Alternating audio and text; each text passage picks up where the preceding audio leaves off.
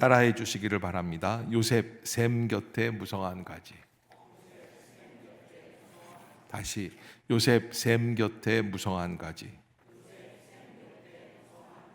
예. 누구를 두고 하는 얘기냐면 야곱의 11번째 아들 요셉을 두고 하는 얘기죠. 요셉이라고 하는 이 인물은 굉장히 신비로운 인물이고, 또 우리가 하나님의 은혜를 다시 깨달을 수 있게 하시는 그런 인물이었다, 이렇게 보게 됩니다. 저는 요셉을 생각해 보면 요셉에게 있어서 가장 중요한 단어, 잘 어울리는 단어, 고난도 받았지만 그는 마침내 아버지의 희망, 가족의 희망, 형제들의 희망, 민족의 희망, 더 나아가서는 하나님의 희망이 되는 거예요. 그래서 우리가 오늘 이제 창세기를 이제 마무리해 가야 합니다. 49장, 다음번에 또 50장 이렇게 하면은 이제 끝이 나는데, 저는 이 요셉 이야기를 한 2번에 걸쳐서 여러분들과 함께 은혜를 나누면서 하나님께서 요셉을 통하여 우리에게 주시고 있는 교훈은 무엇인가, 여러분들이 창세기 49장과 50장을 몇 번 정도 묵상해 오셔서 최소 한 5번 정도 좀 읽어보셨으면 좋겠다 생각이 들고요. 창세기 전체를 다시 한번 읽어보시는 것도 좋습니다. 태초에 하나님이 천지를 창조하셨다라고 하는 말씀으로 창세기가 시작이 되는데, 이제 마무리는 하나님께서 우리를 인도해 주실 것이다 라는 요셉의 유언으로 마무리가 되게 돼 있어요. 창세기 50장 끝절 부분에 보면은 24절, 25절 한번 읽어봅시다. 창세기 50장 24절, 25절. 요셉이 그의 형제들에게 이르되 나는 죽을 것이나 하나님이 당신들을 돌보시고 당신들을 이 땅에서 인도하여 내사 아브라함과 이삭과 야곱에게 맹세하신 땅에 이르게 하시리라 하고, 요셉이 또 이스라엘 자손에게 맹세시켜 이르기를 하나님이 반드시 당신들을 돌보시리니 당신들은 여기서 내 해골을 메고 올라가겠다 하라 하였더라. 아멘. 저는 이 24절에서 나는 죽을 것이나 하나님이 당신들을 돌보시고, 따라해 봅시다. 나는 죽을 것이나 하나님이 당신들을 돌보시고. 다시 한번, 나는 죽을 것이나 하나님이 당신들을 돌보시고. 요셉이 이제 마지막 죽어가는 거예요. 여지껏은 요셉이 총리 대신이 되어서 애굽 땅에서 권세를 가지고 권력을 가지고 이 야곱 가족, 이스라엘 전 이 70명 이상 되는 가족들을 잘 인도해 주었단 말이에요. 근데 이제 죽음에 이르러요. 100세가 넘어서 죽게 이르르는데 이제 더 이상 돌볼 수가 없어요. 그러니까 야곱 가족이 너무나 걱정이죠. 그때 요셉이 하는 얘기예요. 나는 죽을 것이지만 하나님이 당신들을 돌보신다. 아멘. 그러니까 누구 의지하지 말라는 거예요. 사람 의지하지 말라는 거예요. 누구를 봐야 돼요? 하나님만 봐라. 예수 믿는다는 게 뭐예요? 하나님만 보는 거예요. 여러분, 사랑한다는 건 뭐예요? 사랑하는 사람만 바라보는 거예요. 대답하기 싫으신가 봐요. 보기도 싫으신가 봐요. 옆에 사람 한번 쳐다보세요. 사랑은 한 사람만 바라보는 겁니다. 믿음이란 뭐예요? 하나님만 바라보는 거예요. 아멘. 여러분들이 꼭 잊지 마세요. 그래서 하나님이 태초에 천지를 창조하시면서 시작되셨던 창세기가 어떻게 마무리되어지냐면 나는 죽을 것이지만 하나님이 당신들을 돌보실 것이다. 변함없으신 하나님, 영원하신 하나님, 언제나 우리를 인도해 주시는 하나님, 하나님의 섭리. 그래서 많은 세월이 지나가고 사람들은 지나가지만 누구는 변함없으시다? 하나님은 변함없으시다. 아멘. 아멘. 여러분, 그 명제, 전제를 잊지 마시기를 주의 이름으로 축복합니다. 하나님이 당신들을 돌보신다. 이게 놀라운 메시지를 우리에게 주고 있는 분이 요셉이에요. 그래서 요셉을 볼 때 하나님의 희망이 되는 존재. 이 희망이라는 것을 생각할 때 한 20여 년 전 미국에서 아주 회자가 되었던 한 재미교포 청년 장애인이 있었습니다. 휠체어에 의존해야 하는 장애인이었는데 세계적 권위인 미국 존스 홉킨스 병원 재활의학과 수석 전공의까지 이르게 돼요. 장애인으로서. 이 사람이 사실은 8살 때 엄마 아빠를 따라서 미국으로 이민을 가게 되고 거기에서 체조에 눈을 뜨게 됩니다. 열심히 체조를 해서 국가대표까지 바라보게 되는 그 길목에서 체조를 하다가 목뼈가 부러져요. 그러면서 사지가 마비가 돼요. 그러니까 얼마나 큰 장애예요.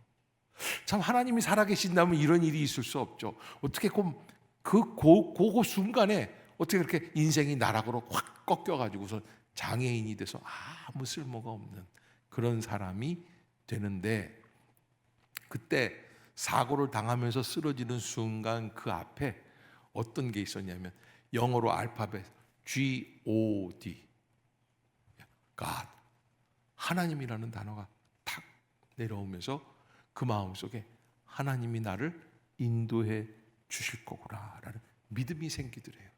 참 이상하죠. 여러분, 이게 믿는 사람들은 우리가 생각할 때 얼토당토 같지 않은데 그 믿음 때문에 삶을 다시 시작하게 되는 것을 볼 수 있어요. 아멘. 우리가 주님 앞에 나오는 것도 마찬가지죠. 그래서 이 청년은 거기에서 좌절하지 않고 뉴욕대를 나오고 콜롬비아 대학을 나오고 명문 다트머스 의대 그리고 하버드 의대까지 인턴 과정을 수석으로 졸업을 하게 됩니다. 아무리 좋은 대학 이름을 불러도 나하고는 상관이 없구나라고 듣는 분들이 계세요. 눈을 보면 알 수가 있어요. 그냥 무념무상이야. 생각이 없어요. 여러분, 이게 얼마나 대단합니까? 이 사지가 절단이 장애가 되어 있는 이 청년이 하나님을 믿는 믿음으로 그 모든 것을 해냈다는 거예요. 들어갈 때는 장애인이기 때문에 좀 혜택을 줄 수 있지만 졸업을 할 때 수석으로 졸업한다는 것은 있을 수 없죠. 멀쩡해도 힘든 일인데 최고의 성적으로 수석을 졸업하고 미국 최고 정상 의사에 오르게 되는데 휠체어를 타고 병동을 막 돌아다닌대요. 많은 언론 매체에서 이 사람을 얘기를 하는데 이 사람이 하는 이야기가 기적은 당신 안에 있습니다. 따라해 봅시다. 기적은 당신 안에 있습니다. 여러분, 이게 하나님이요 놀라운 섭리를 만들어 주시는데 이 닥터 리가 어떻게 하냐면 이 정형외과 이런 데 사고 이렇게 응급실 뭐 이런 데서 절단당하고 장애를 입고 하루아침에 하반신을 잃어버리고 이런 환자들이 들어오잖아요. 그러면 막 비관하고 막 소리를 지르고 나 어떻게 하느냐 막 그러다가 이 청년 의사가 휠체어를 타고 탁 나타나면 어떻게 될까요? 말을 잃어버리는 거예요. 다 끝난 줄 알았던 인생인데 저 사람은 뭐예요? 미국 최고의 의사가 돼요. 그래서 휠체어 타고 다니는 사지 장애를 입은 의사가 미국에 딱 2사람이래요. 그 중에 한 사람이에요. 그 사람이 딱 나타나면 할 말을 잃어버리는 거예요. 아, 내가 지금 이렇게 절망할 때가 아니구나. 다시 회복하는 거예요. 아멘. 그러니까 여러분, 절망에서 무엇을 만들어내는 사람이? 희망을 만들어내는 사람이 되는 거예요. 에릭 프롬이라고 하는 유명한 심리학자가 인간은 희망을 품고 사는 존재, 따라해 봅시다. 인간은 희망을 품고 사는 존재. 그러니까 우리가 살아야 될 때 가장 중요한 것, 뭐가 있는 사람이 제일 잘 살까요? 희망이 있는 사람. 희망을 품고 사는 존재, 미래를 바라보며 사는 존재라고 그랬어요.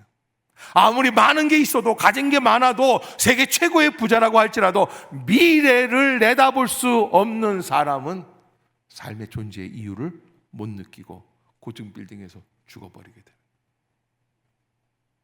그게 인간의 존재의 가장 근거가 돼요. 그래서 몰트만이라고 하는 유명한 신학자가 이런 이야기를 합니다. 나는 소망한다. 나는 존재한다. 데카르트가 나는 생각한다 고로 존재한다 뭐 그랬다고 그러는데, 그게 반추해서 나는 소망한다 고로 존재한다. 무슨 얘기예요? 인간은 살아있는 한 뭐가 있어야지 된다? 소망이 있어야지 된다.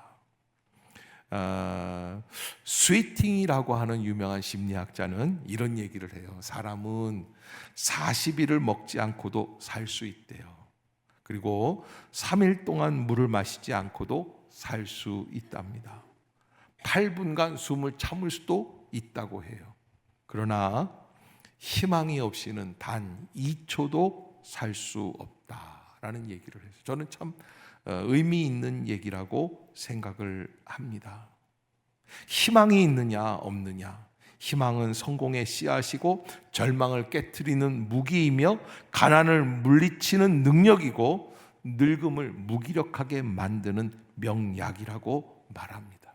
아멘. 그래서 하나님 안에서의 희망이 필요하죠. 요셉은 바로 그러한 희망의 존재로 우리 앞에 나오게 됩니다. 바울은 복음 안에 복음을 받은 사람들, 예수 그리스도의 생명의 복음, 부활의 복음을 받은 사람에게는 이런 희망이 있다고 이야기를 해요. 그래서 고린도후서 4장 8절에 이렇게 말을 합니다. 우리가 사방으로 우겨쌈을 당하여도 쌓이지 아니하며 답답한 일을 당하여도 낙심하지 아니하며 박해를 받아도 버림받지 아니하며 거꾸로 뜨림을 당하여도 망하지 아니하고 우리가 항상 예수의 죽음을 몸에 짊어짐은 예수의 생명이 또한 우리 몸에 나타나게 하려 함이라. 아멘. 따라해 봅시다. 우리가 사방으로 우겨쌈을 당하여도 쌓이지 아니하며 답답한 일을 당하여도 낙심하지 아니합니다. 여러분, 우리 중에 혹시 고난 중에 있는 분들이 있습니까? 사방으로 우겨쌈을 당한다고 생각하는 분들이 있습니까? 답답한 일을 당한다고 생각하는 분들이 있습니까? 그런데 복음이 있다면, 항상 예수 그리스도의 능력의 역사가 있다면 우리는 이 예수의 십자가의 죽음을 몸에 짊어지고 예수의 부활의 생명이 우리 몸에 나타날 수 있도록, 아멘, 그렇게 살아가는 존재들이다.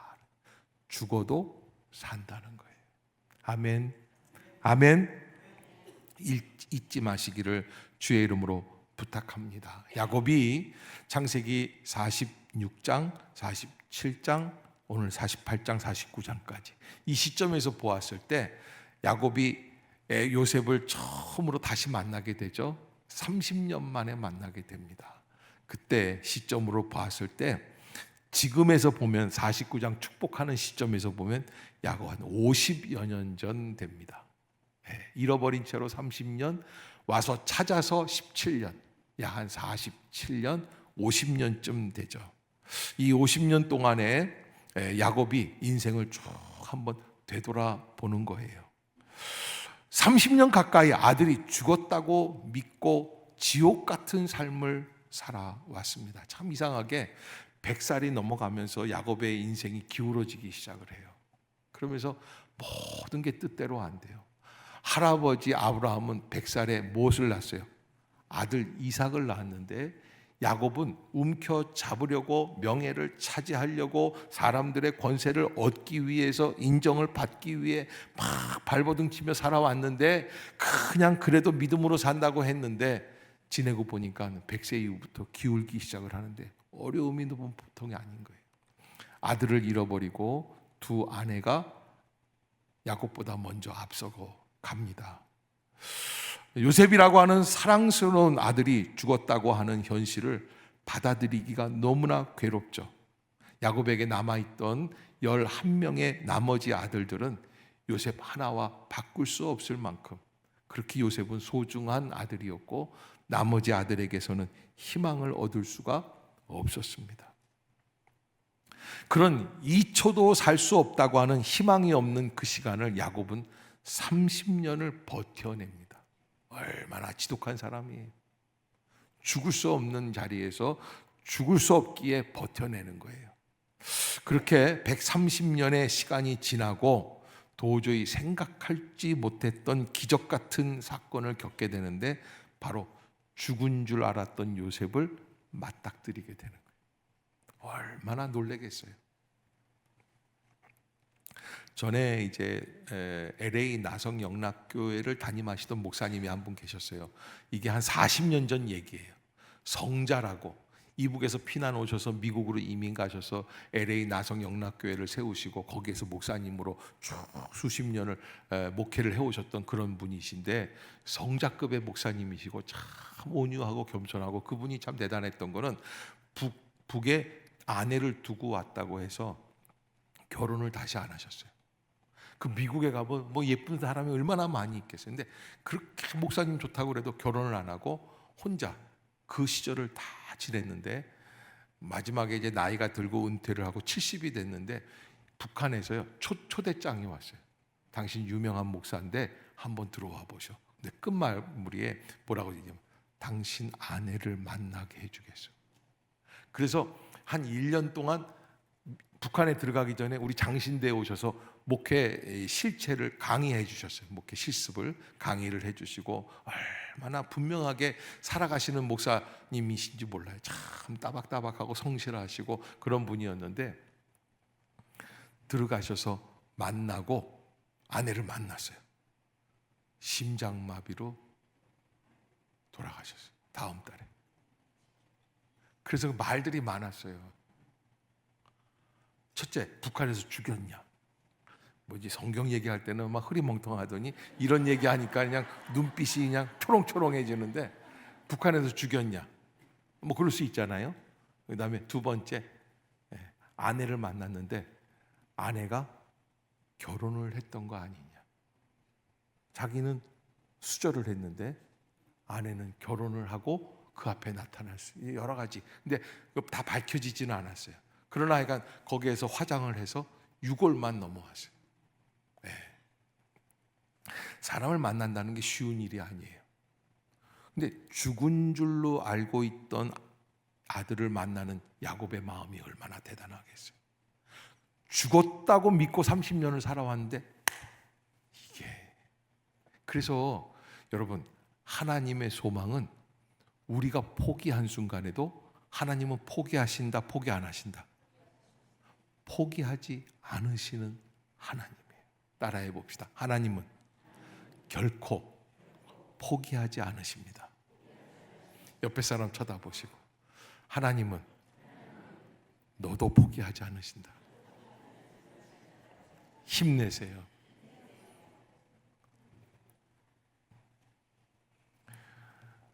옛날에 못생긴 사람들 만나면 이런 얘기를 했습니다. 옥덜매라 그랬어요. 옥덜매가 뭐냐? 옥상에서 떨어진 매주라고 그러는 거예요. 그래서 완전히 뭉개졌다 이거죠.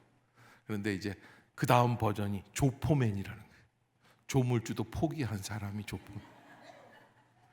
그래서 뭐 이렇게 친구들 중에 못생긴 애들 뭐 아이 조포맨이다 그러고 놀렸는데 성경을 제대로 알고 보면 하나님은 포기해야 하는 포기예요. 옥덜매라도 포기 안 하세요. 그러고서 버티니까 요즘은 성형 한국이 돼가지고 조금만 고치면 시집 갈 수 있어요, 없어요? 가구도 남는 거예요. 예, 성가대에서 기뻐서 소리 지르잖아요. 예. 다 우리가 이렇게 살고 있는 게 성령의 힘이죠. 예? 성령의 힘으로 살아야 되는데 아무튼 희망이 있어야지 되는데 요셉이 탁 그 앞에 나타나면서 희망이 회복이 되고 그리고 이스라엘 전체 이 민족 그때는 70명밖에 안 되지만 이들이 살 수 있는 길이 열려지게 되는 거예요.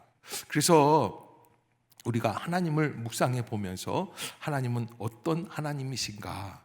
하나님은 결코 무엇하지 않으시는 하나님, 포기하지 않으시는 하나님. 아멘. 하나님은 포기하지 않으신다. 그것을 잊지 마세요. 내가 포기할 필요가 없어요. 하나님은 포기하지 않으십니다. 그러기에 내가 포기하고 좌절하고 있는 순간에도 하나님의 희망의 역사는 돌아가고 있는 줄로 믿습니다. 역사하시는 줄로 믿습니다. 그것을 바라보고 기다리고 있는 믿음이 필요한 거예요. 제가요 요즘 보면 더워도 너무 더웠죠. 지난주간, 지지난주간 열대야가 20 며칠 거의 한 달을 가까이 가니까 이제는 막 지칠 대로 지쳐가지고 낮만 되면은 밖에 나가기가 싫어요. 그런 마음이 들 때가 있는데 제가 요때쯤 매년 예언하는 게 하나 있습니다. 제 예언은 한 번도 틀린 적이 없어요. 어떤 예언을 하죠? 2달만 참으면 찬바람이 분다 안 분다. 제가 지금 20 몇 년째 예언을 하는데 한 번도 틀린 적이 없어요. 왜 그래요? 그게 하나님이 만들어 놓으신 자연의 섭리이기 때문에 그렇습니다. 우리의 인생도 마찬가지입니다. 우리가 지금은 덥지만 얼마 안 있으면 찬바람이 분다고 생각하는 것처럼 우리의 인생이 지금은 고난이지만 분명히 얼마 안 있으면 내가 포기한 순간에도 하나님은 포기하지 아니하시고 나의 삶을 다시 한번 새롭게 일어나게 해주시는 줄로 믿습니다. 그것이 하나님의 역사입니다. 그래서 고린도전서 2장 9절에 바울은 이렇게 얘기를 해요. 기록한 바 하나님이 자기를 사랑하는 자들을 위하여 예비하신 모든 것은 눈으로 보지 못하고 귀로 듣지 못하고 사람의 마음으로 생각하지도 못하였다 함과 같으니라. 이 무슨 말입니까? 하나님이 예비해 주신 게 있어요. 귀로도 눈으로도 보지 못하고 듣지 못했던 그런 놀라운 역사를 하나님은 준비해 주고 계신다. 따라해 봅시다. 축복의 택배가 문 앞에 도착했습니다. 아멘. 기다리고 있어요. 택배 오는 소리가 들려요, 안 들려요? 들리는 거예요. 도움을 주기 위해 오는 말발굽의 소리가 들리는 거예요. 하나님을 향해서 우리에게 주시는 놀라운 축복의 역사가 다가오고 있다는 사실을 잊지 말아야 돼요. 가장 극심한 순간에, 가장 극렬한 어떤 아픔 속에서도 하나님은 나를 다시 한번 회복시켜 주실 줄로 믿습니다. 근데 가만 보면요, 하나님이 이렇게 큰 역사를 준비해 주실 때 보면은요, 고난이 항상 함께 동반돼서 와요.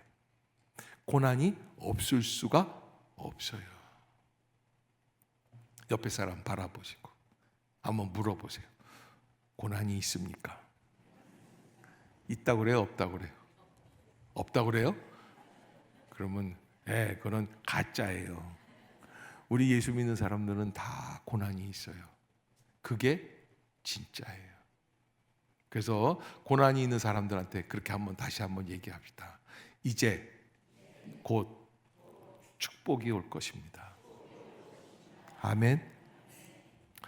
제가 이제 부산에서 청년 목회를 이제 담당할 때인데 청년들이 이제 한 2개 부서로 돼 있는데 100명 한 200명 정도 됐었어요. 그 중에 제가 한 부서를 이제 쭉 지도를 하고 있었는데 청년들을 데리고 제일 먼저 이제 선교에 대한 그 비전을 주기 위해서 그때 당시 저도 상당히 선교하기 위해서 사실은 제가 이제 일본 선교를 하고 싶었어요. 저희 집사람을 만나서 결혼을 하고 그리고 서울 영락교에서 이제 전임 전도사 인턴십을 마치고 그리고는 일본에 있는 한 교회에 이력서를 보냈어요. 일본 선교사로. 제가 일본 사람들에 대한 감정이 좀 안 좋은 게 있었기 때문에 그 미워하는 사람들을 선교해야겠다 싶어서 또 가깝기도 하니까 보냈는데 보기 좋게 낙방이 됐어요. 그리고는 국내에 남아서 이렇게 선교 아닌 선교를 하게 되는 거예요.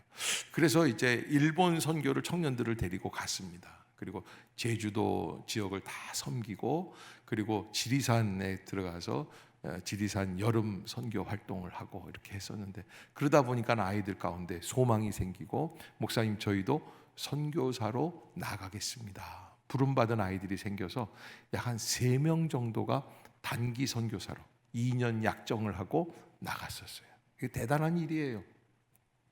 그런데 그렇게 나가서 선교를 하고 돌아오는데 한 청년이 김정현이라고 하는 청년인데 청년부 회장이었었는데 아주 참 착하고 똑똑하고 예쁜 청년이었는데 음대를 다녔거든요. 성악을 노래를 잘하고 그랬었는데 멕시코에서 음악하는 사역자를 구한다고 그래서 거기 한번 가봐라. 그래서 임 목사님이라고 하는 아주 유명한 멕시코 선교사님이 계셔서 글로 보냈습니다. 2년 뒤에 전화가 왔는데 목사님 문제가 생겼습니다. 그래서 무슨 문제가 생겼냐? 그러니까 오려고 하는데 기간을 다 맞추고 오려고 하는데 목사님이 제발 부탁이니까 1년만 더 있어달라. 여러분 직장도 그만뒀죠. 다니던 학교도 다 포기하고 졸업도 포기하고 지금 거기 가서 휴학한 상태로 있는 거예요. 하도 목사님이 붙잡으시니까 1년을 더 있기로 했습니다. 저도 계속 기도해주고 염려해주고 그랬는데 3년을 마치고 무리를 한 거죠. 외국에서 3년을 있는다는 게 쉬운 일이 아니거든요. 저는요 딱 3박 4일이 좋은 것 같아요. 예, 벌써 3일만 지나고 공항에 딱 나가면요, 인천공항에 가면은 그 공항 그 안으로 이렇게 들어가잖아요. 출구 이렇게 출입구로 이렇게 들어가서 이렇게 들어가면은 그 이제 그 식당 코너가 있어요. 거기 가면은 그 된장찌개 잘하는 집이 있어요. 거기 가서 한 그릇을 딱 먹고 주여 4일 동안 버티고 오겠습니다. 4일 지나 넘기가 힘이 들어요. 그런데 거기 가서 3년을 버텼으니까 대단한데 그렇게 고생하고 왔는데 오는 비행기에서 얼굴에 와사풍이 왔어요. 여자인데 입이 삐뚤어지기 시작하는 침이 흘러지고 나는 너무너무 하나님께 정말 이럴 수가 있습니까? 제가 보낸 거거든요. 아니 하나님 이렇게까지 하시면 어떻게 합니까? 근데 영문을 모르겠습니다. 너무 은혜가 있고 너무 착한 자매인데 왜 이렇게 하십니까? 막 기도를 하는데 하나님이 대답을 안 해주세요.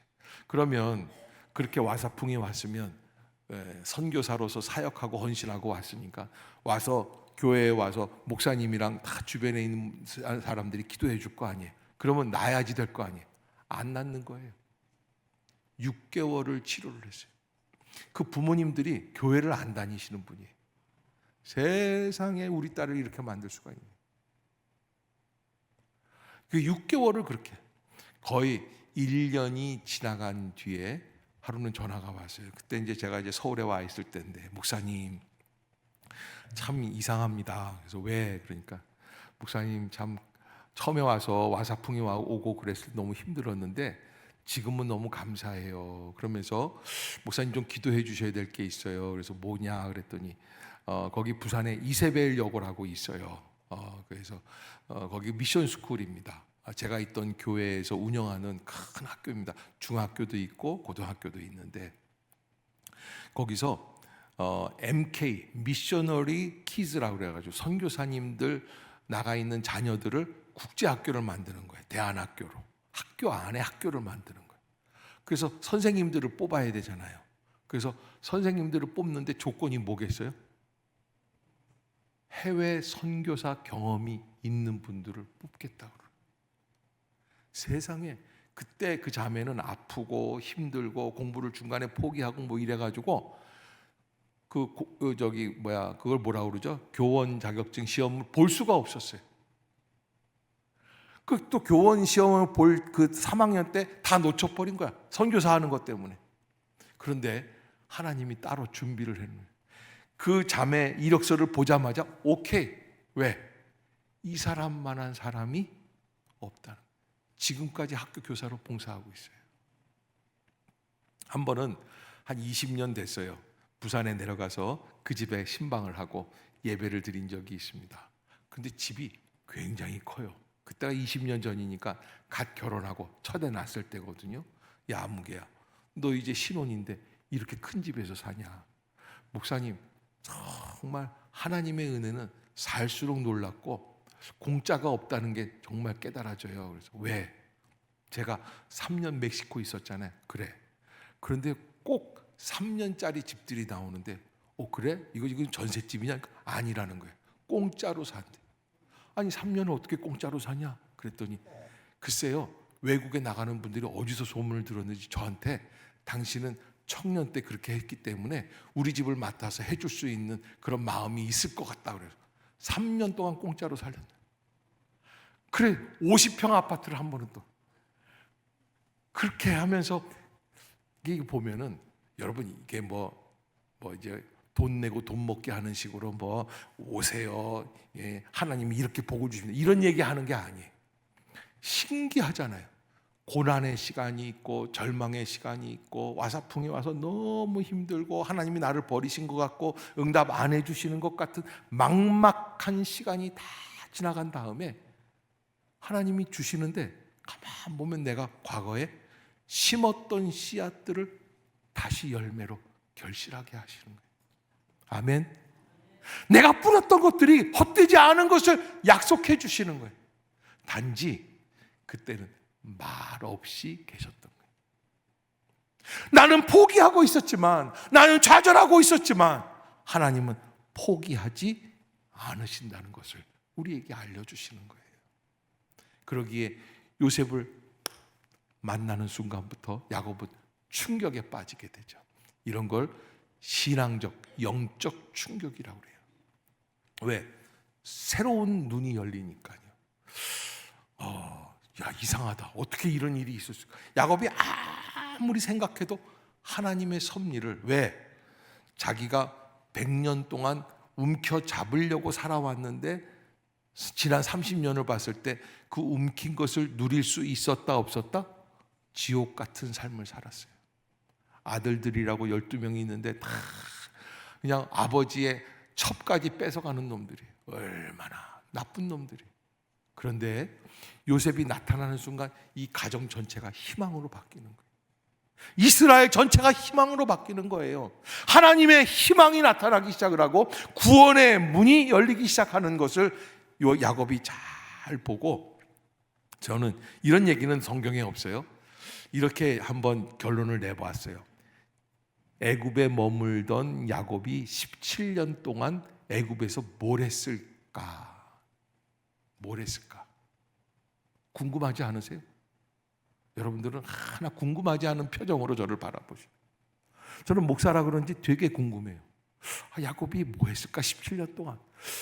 예정대로라면 아들이 총리 대신이 되고 그랬으니, 부인은 둘 다 죽었으니까 아브라함은 170세에도 결혼을 했거든요. 그러니까 야곱도 새장가 가야지 돼요, 안 가야 돼요? 한번 가볼 만한 거예요. 애굽 여자로 갈아타게 해가지고. 그런데 그런 거 안 하고 야곱은 온전히 지금 49장, 48장의 기도만을 남겨놔요. 그래서 제가 내린 결론이, 이 기도는 짧은 순간의 한 기도가 아니라는 거예요. 17년간 애굽에서 하나님의 숨겨졌던 은혜를 깨닫고 그리고 드리는 기도. 하나님은 이런 분이시구나. 그러니 앞으로 이렇게 하실 것이다. 아멘. 아멘. 여러분, 하나님은 그렇게 하실 것입니다. 그래서 하나님을 믿는다는 게 뭐냐? 여러분, 하나님은요, 그 야곱 앞에서 질문해 주시는 것을 제가 느껴요. 너 나 믿는다고 그랬는데 너 도대체 뭘 믿은 거야? 그렇죠? 야곱이 깨달았을 거야. 내가 지금까지 믿었던 건 하나님을 믿었던 게 아니라 내 노력을 믿었었구나. 하나님이 또 질문하시는데, 너 나를 믿는다고 하면서 왜 인간의 한계 앞에서 의심하고 절망했니? 왜? 여러분, 하나님을 믿는다는 건 하나님은 한계가 있다 없으시다? 없으시다. 아멘. 하나님은 한계가 없으신 하나님, 절망이 없으시는 하나님, 포기가 없으시는 하나님. 그러기에 하나님 앞에서 다시 회개하고 절망하지 않겠습니다. 의심하지 않겠습니다. 내가 눈에 보이지 않지만, 손에 잡히지는 않지만 하나님의 약속이 살아 역사하시는 줄로 믿습니다. 그런 믿음의 고백으로 나아가는 거죠. 한 번 더 질문하시는데, 하나님은 너 나를 믿는다고 하면서 왜 자꾸 인간적인 방법으로만 움켜잡으려고 하니? 움켜잡으려고 하니. 그러나 하나님께서는 그 야곱에게, 모든 걸 포기하고 싶었던 야곱에게 다시 주시고, 또 잃어버렸던 아들 요셉까지도 허락해 주시고, 그래서 그 놀라운 체험을 한 야곱에게 하나님은, 그러면 하나님을 믿는다는 것은 정말 뭐냐? 아까 맨 처음에 뭐라고 그랬어요? 하나님을 믿는다는 건 뭐라고 그랬어요? 하나님만 바라보는 거예요. 아멘. 하나님만 바라보는 거예요. 하나님께 기도하는 거예요. 하나님의 약속을 묵상하는 거예요. 따라해 봅시다. 믿음이란 하나님을 바라보는 것입니다. 하나님께 기도하는 것입니다. 하나님의 약속을 묵상하는 겁니다. 아멘. 여러분 잊지 마십시오. 그리고 야곱은 남은 17년을 그렇게 지내다가 하나님 나라에 들어가게 된 줄로 믿습니다. 우리는 믿음의 사람으로 살아야 합니다. 약속의 땅에 산다는 것, 약속의 백성으로 산다는 것, 바로 믿음으로 산다는 의미예요. 그렇게 의심하지 말아야 되고 인간적인 생각으로 판단하지 말아야 되고 하나님의 약속으로 믿고 묵상하고 바라보는 삶이 시작될 수 있기를 주의 이름으로 축복합니다. 기도하겠습니다.